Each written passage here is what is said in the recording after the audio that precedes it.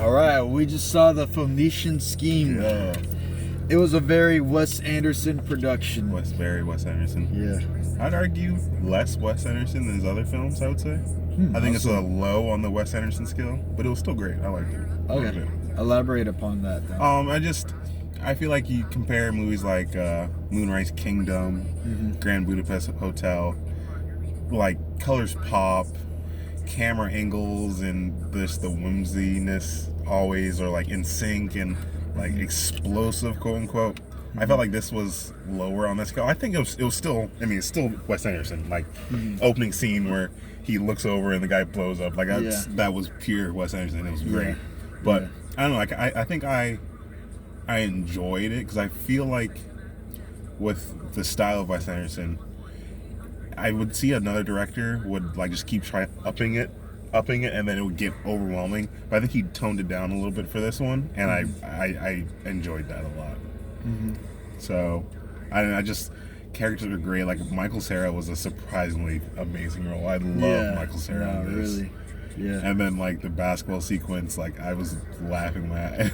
Yeah. And honestly, best scene for me is when the nun slapped him and it would turn to the guy next to him. Oh, that was so fucking funny. Yeah. There's still a couple like shots that really stood out to me. Like one that you might have forgotten, but there's one near the end in the cabinet, and you get like a little sliver of light illuminated out of that cabinet, and you see them walk by, and then they come by, and then they slide open the cabinet. Yeah. It wasn't anything like that crazy, but it was still like a cool, like creative shot, you know, that was for like a scene that was largely insignificant. Yeah.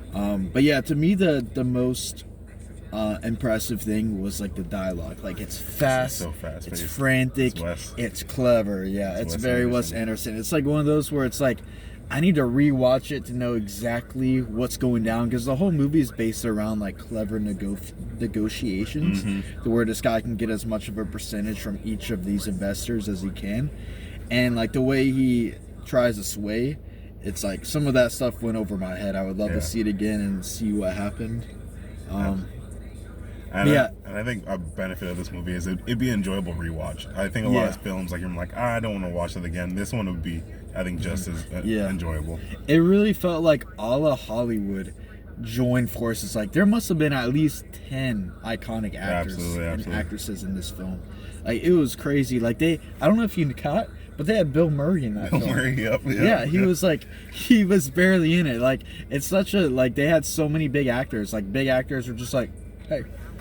Like barely more than cameos. ScarJo just randomly appeared. Who? Scarlett Johansson. She was the cousin. She was the one that gave him 0%. The cousin, right?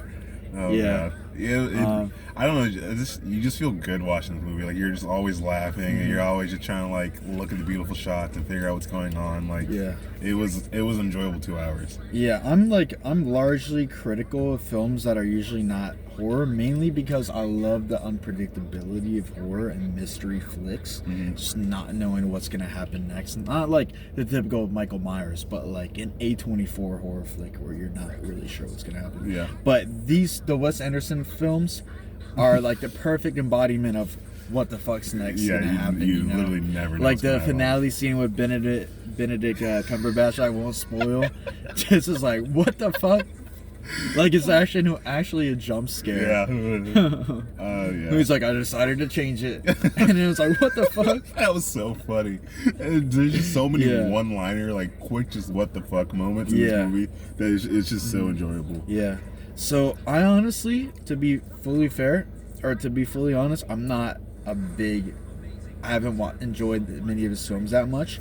Personally, I've always had mad respect for him as a filmmaker and the writing and everything. But just I'll watch him, I'll be like, that was cool.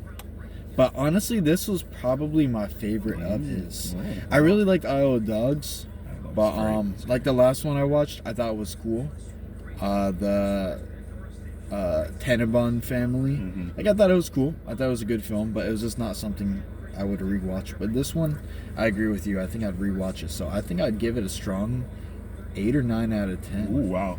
Yeah. I would probably go the same. I mean, I love Wes Anderson. It's one of my favorite directors, and this is Wes Anderson. I did say it's lower on his kind of influence, but I think in a good way. So I'm definitely going. I'll probably go 8.5. It's not my favorite. 8.5? Yeah, it's not my favorite Wes Anderson film, but I still enjoyed the hell out of it. So is it better than The Brutalist? That's the question so far this year. Well, we'll have to do an end of the year list. Review, yeah, absolutely. I guess we'll save it for then. We'll let our thoughts simmer. Absolutely. All right. That's it. Yeah, that was a quick one. Peace. Peace.